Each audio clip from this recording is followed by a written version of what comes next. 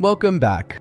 Last video, we covered what insecure direct object references, or idors, are and why there's such a persistent problem in modern applications. Now, let's get into the fun part, or terrifying part, depending on which side you're on. We're going to walk through exactly how attackers exploit these vulnerabilities. Understanding the attacker's mindset and techniques is crucial for defending against them. idor exploitation isn't some super advanced hacking technique requiring years of experience. It's actually disturbingly simple, which is part of why it's so dangerous. Here's the typical attack flow. Step 1. Discovery.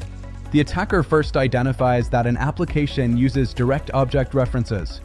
This could be as obvious as seeing a URL like example.com/invoice/1234, or it could be hidden in API requests, cookies, or post body parameters.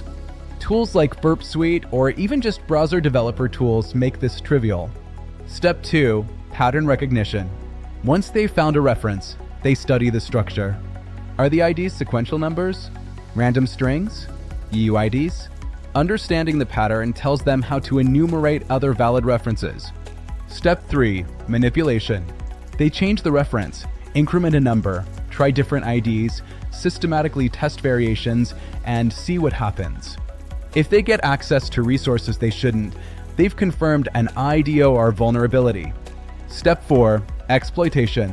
Now they can scale the attack, potentially accessing hundreds or thousands or even millions of records by iterating through IDs.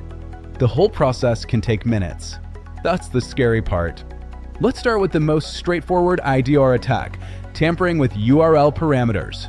This is the textbook example, and you'd be shocked how often it still works.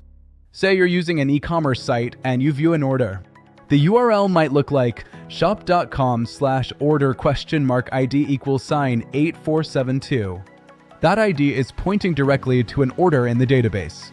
An attacker simply changes it to 8473, 8474, 8475, systematically checking each one. If the application doesn't verify that you own order 8473, it'll just serve up that data. The attacker can now see other people's orders, shipping addresses, items purchased, payment info if it's stored, everything.